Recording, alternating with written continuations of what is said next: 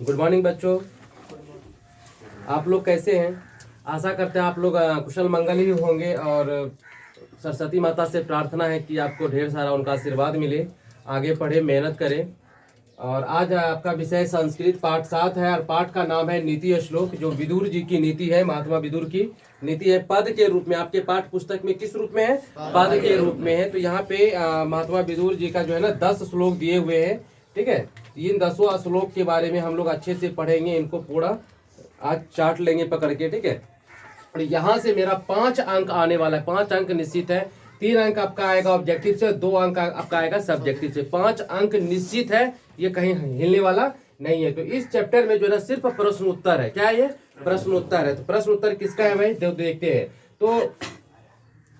तो सबसे पहले हम ये जानेंगे कि नीति श्लोक जो लिया गया ये महाभारत से लिया गया। कहाँ से लिया गया? महाभारत से लिया गया। महाभारत के जब 33 से 40 मतलब कि अध्याय में या पेज में जाइएगा तो वहाँ पे आपको विदुर जी का नीति मिलेगा ना, नीति श्लोक मिलेगा। किसका? महात्मा विदुर का मिलेगा। तो यहाँ पे प्रश्नोत्तर है, मतलब प्रश्न और उत्तर है। एक तरफ प्रश्न किया जा रहा है, दूसरी तरफ उनका आंसर मिल रहा है। तो प्रश्न कौन कर रहे हैं, उत्तर कौन दे रहे हैं, तो यहाँ पे हम थोड़ा सा देखते हैं। तो प्रश्न कर रहे हैं धृतराष्ट्र। कौन कर रहे हैं? धृतराष्ट्र, जो कौरवों के राजा थे, ठीक है ना, सम्राट थे, ठीक है ना, सिंहासन पे बैठे रहते थे, कौरवों के राजा थे, ठीक है ना। जन्मांध थे, जन्मांध मतलब जन्म से अंधा, ठीक है ना, जन्म से अंधा थे ये, ठीक है ना। ये कुछ देख उख नहीं पाते थे लेकिन सुन सकते थे, ठीक है।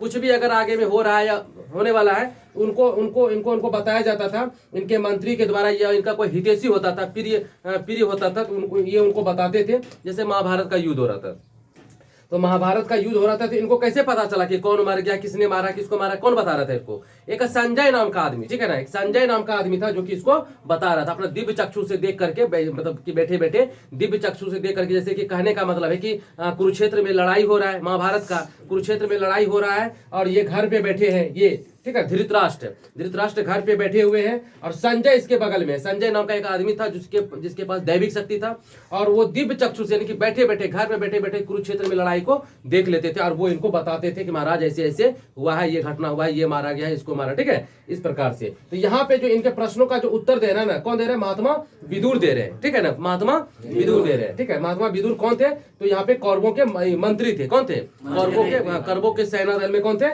मंत्री थे, ठीक है ना। और ये कौन थे? ये मतलब कि एक राजा है। कौन है? राजा है, ठीक है। चलो, धृतराष्ट्र नाम है। क्या नाम है? महाभारत देखे हो ना? ठीक है, चलो। तो महाभारत में खेसारी लाल कौन था? कोई नहीं था। चलो, महाभारत में खेसारी लाल था ही नहीं, महाभारत में धृतराष्ट्र था, ठीक है ना, और महात्मा विदुर जो कि मंत्री थे। चलो देखो, तो आज हम लोग का जो श्लोक पाठ का नाम है वो है नीति श्लोक। क्या है? नीति श्लोक। पद के रूप में, पद मतलब कविता, ठीक है ना, कविता नहीं बोलेंगे, पद तो दिया हुआ है, ठीक है। विदुर जी का पद है यहाँ पे, ठीक है ना। हाँ, विदुर जी का क्या है? पद है, जो कि श्लोक के रूप में। किस रूप में है? श्लोक के रूप में, ठीक है, श्लोक के रूप में, ठीक है। देखिए यहाँ पे अब एक एक करके सारा पॉइंट्स को हम देखेंगे, अच्छे से समझेंगे, ठीक है। कोई दिक्कत?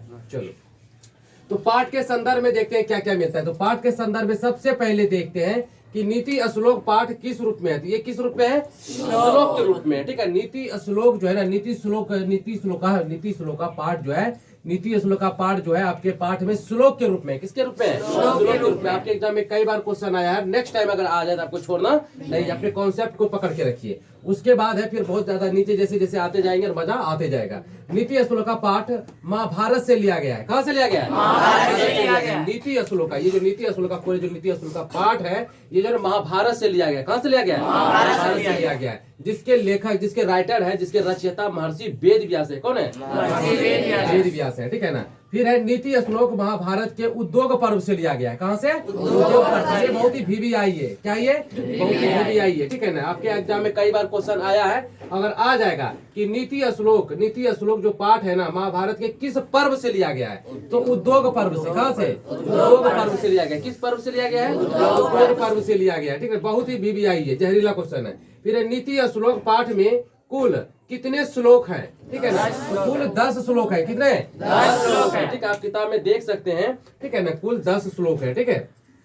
नीति श्लोक पाठ में कुल 10 श्लोक हैं। इन्हीं 10 श्लोक के बारे में हम लोग आज अच्छे से पढ़ेंगे, इनका मतलब कि हिंदी रूपांतरण करेंगे, शब्दार्थ करेंगे, ठीक है ना।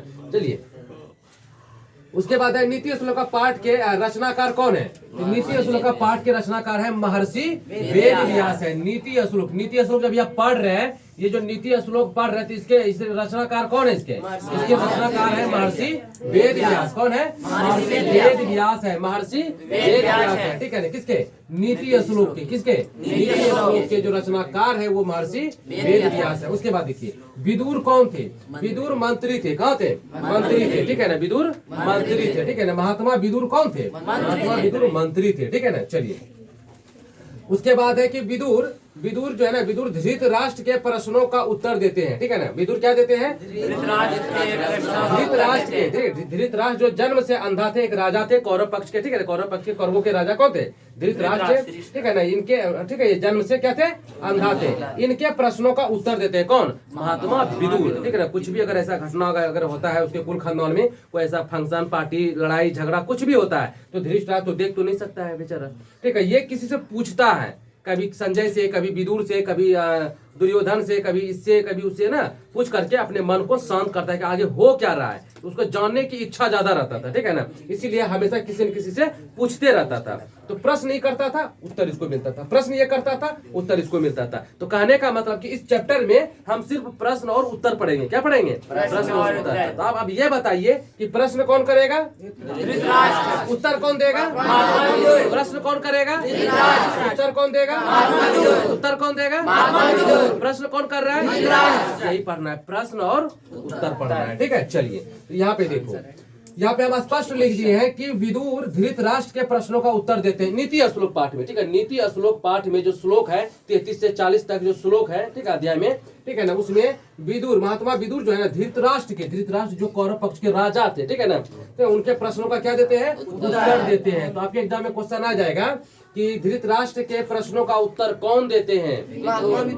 ठीक है ना। विदुर भी रहेगा तो टिक मारना है और महात्मा विदुर भी रहेगा तो टिक मारना है, ठीक है ना। धृतराष्ट्र के प्रश्नों का उत्तर कौन देते हैं? महात्मा विदुर देते हैं। इसके बाद देखिए कहता है इस नीति में विदुर के अमूल्य उपदेश भरे हुए हैं, ठीक है ना। विदुर के, तो विदुर जो नीति अपना जो मतलब की आइडिया दे रहे थे इनको, तो बहुत अच्छा बात बता रहे थे, ठीक है। बहुत ही बढ़िया बात बता रहे थे। वही बात है, कहता है इस नीति में, इनकी इस चैप्टर में, ठीक है ना, जो 33 से 40 तक अध्याय के बीच में जो श्लोक है ना, इस सभी श्लोक के माध्यम से महात्मा विदुर जो धृतराष्ट्र को जो मतलब की उपदेश दे रहे हैं, जो नीति बता रहे हैं, वो बहुत ही अमूल्य है, बहुत ही अच्छा है। क्या है? बहुत ही अच्छा है, ठीक है ना। समझने लायक है, अपने जीवन में उतारने लायक है, ठीक है ना। वही बोल रहे हैं कि इस नीति में विदुर के अमूल्य उपदेश भरे हुए हैं, ठीक है ना। बहुत ही कीमती उपदेश भरा हुआ है, ठीक है ना। कोई ऐसे फ्री में उपदेश नहीं देता है, ठीक है। चलो उसके बाद है कि विदुर नीति कैसा ग्रंथ है? तो विदुर नीति कैसा ग्रंथ है? ये प्रश्नोत्तर है। विदुर का जो नीति में जो जितने सारे बात है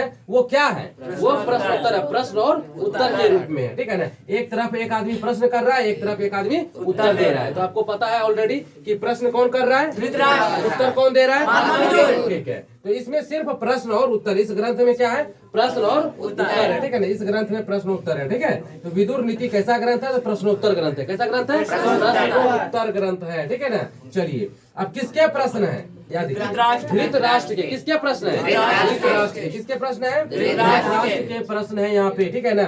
और किसके उत्तर है? विदुर के, ठीक है ना। तो धृतराष्ट्र प्रश्न पूछ रहे हैं, विदुर जी उत्तर दे रहे हैं। दिक्कत? प्रश्न किसके है?